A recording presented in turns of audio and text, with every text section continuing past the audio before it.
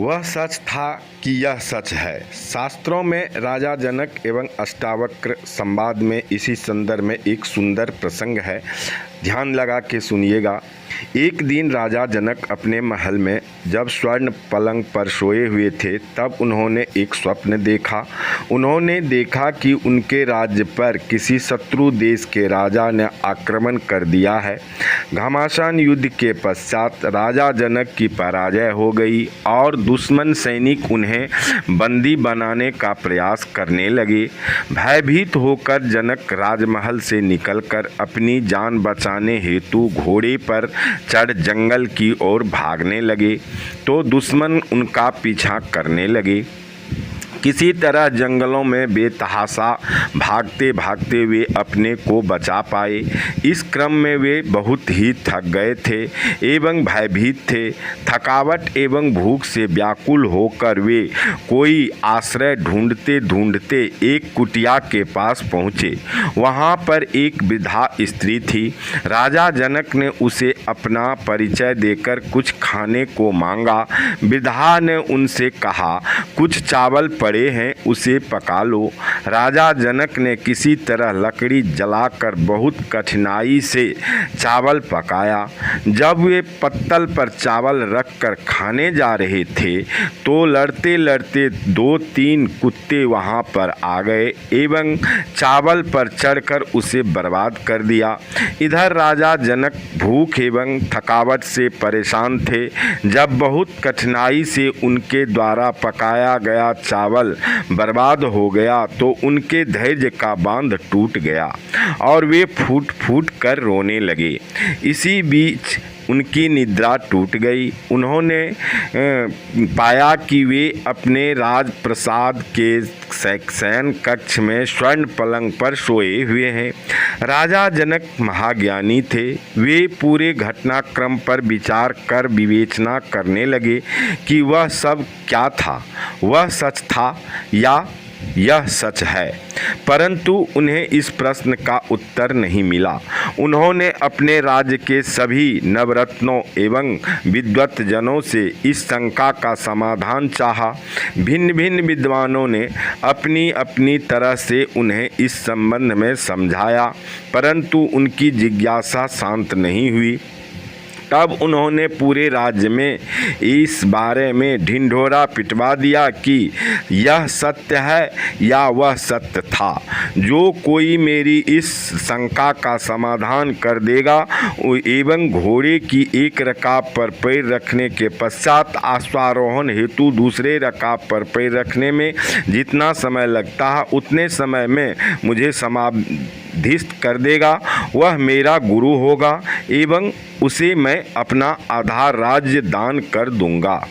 इसके साथ ही उन्होंने एक शर्त भी रखी कि जो कोई भी इस प्रश्न के उत्तर हेतु मेरे दरबार में आवेगा तथा खड़े रहकर मेरे इस प्रश्न का उत्तर देगा और उसके उत्तर से मेरी शंका का समाधान नहीं होगा तो वह कैद कर लिया जाएगा एवं तब तक कारावास में रहेगा जब तक मेरे इस प्रश्न का उत्तर नहीं प्राप्त हो जाता है। जो कोई राज सिंहासन पर बैठकर मेरे प्रश्न का उत्तर देने का प्रयास करेगा और मेरी जिज्ञासा को शांत नहीं कर पाएगा उसे मृत्यु दंड दिया जाएगा। अनेक विद्वानों एवं आचार्यों ने राजा जनक की शंका समाधान हेतु प्रयास किया, परंतु सभी असफल होने के कारण कारावास में डाल दिए गए। मात्र 8 वर्ष का एक काला कुल्टा शरीर के सभी अंगों से वक्र एक बालक अपने साथियों के साथ खेल रहा था। उसी दौरान उसे अपने साथियों से पता चला कि उनके विद्वान पिता राजा जनक के प्रश्नों का उत्तर देने गए एवं असफल होने पर राजा द्वारा बंदी बना लिए गए। घर आकर अपनी माता से जिज्ञासा करने के पश्चात जब उन्हें स्थिति की जानकारी मिली तो उन्होंने दृढ़तापूर्वक अपनी माता से कहा कि माँ, मैं राजा जनक के दरबार में जाकर उनके प्रश्नों का उत्तर दूंगा एवं अपने पिता को मुक्त करवाऊंगा। यह सुन माता घबराकर क्रंदन करने लगी कि मैं पति से तो अलग हो चुकी हूँ, एक तुम्हारे सहारे जी रही हूँ। तुम मात्र 8 वर्ष के छोटे बालक होकर राजा के प्रश्नों का उत्तर कैसे दे पाओगे, जबकि महाज्ञानी एवं गुरुजनन भी इसमें असफलता प्राप्त करने में नाकाम नहीं हुए। तुम भी निश्चित रूप से पिता की भांति बंदी बना लिए जाओगे। अष्टावक्र माता की बात न मानकर राजा जनक के दरबार में चले गए और जाकर खाली राज सिंहासन पर बैठ गए। जनक का दरबार विद्वत जनों, उच्चस्थ राजकर्मियों एवं दरबारियों से पूरा भरा था। जब उन लोगों ने एक टेढ़े मेढ़े शरीर वाले काले कुल्टे बालक को राज सिंहासन पर बैठा देखा तो वे अपने हंसी न रोक पाए एवं राजा जनक सहित सबों ने जोर का ठहाका लगाया। जब उन सबों की हंसी रुकी तब अष्टावक्र ने भी जोरदार ठहाका लगाया। इस पर सभी को बड़ा कौतूहल हुआ। राजा जनक ने पूछा, हे बालक, दरबार में उपस्थित सभी के हंसने का कारण तो मेरी समझ में आ रहा है, परंतु तुम क्यों हंसे यह समझ नहीं पा रहा हूँ। यह सुन अष्टावक्र ने राजा जनक से कहा, हे राजन, मैं अपनी मूर्खता पर हंस रहा था। मैं यह सोच रहा कर हंसा कि मैं कितना बड़ा मूर्ख हूँ कि मैं आज तक यही समझ रहा था कि आप महाज्ञानी हैं एवं आप सदृश महाज्ञानी राजा का दरबार ज्ञानियों एवं पंडितों से भरा होगा। मैं यह नहीं जानता था कि आपका दरबार चमड़े के व्यापारियों से भरा हुआ है, क्योंकि आप सबों को चमड़े की बहुत अच्छी पहचान है। इसलिए मेरा वक्र शरीर एवं काला कुल्टा चमड़ा देखकर आप सभी हंसे। राजन, मैं अपनी इसी मूर्खता को जानकर अपने आप पर हंसा। बात तो बहुत गंभीर थी। एक छोटे से बालक के मुख से ऐसे सुन पूरे दरबार में सन्नाटा छा गया। राजा जनक महाज्ञानी थे, वे इस वाक्य का सूक्ष्म अर्थ समझ गए। तब आदर सहित उन्होंने अष्टावक्र से क्षमा याचना करते हुए पूछा, आप तो बहुत ही ज्ञानी लगते हैं, कृपया मेरी शंका का निवारण करें कि यह सच है कि वह सच था। यह सुन अष्टावक्र ने जनक से कहा, मैं आपकी सभी इच्छाओं को पूरा करूंगा। पहले यह बतावें कि आप मुझे गुरु दक्षिणा में क्या देंगे। राजा जनक ने गर्व से कहा, आपने सुना नहीं कि मैं अपना आधा राज्य अपने गुरु को सौंप दूंगा। इस पर अष्टावक्र ने कहा कि जो आपका है ही नहीं, उस वस्तु को दान करने का आपका क्या अधिकार है।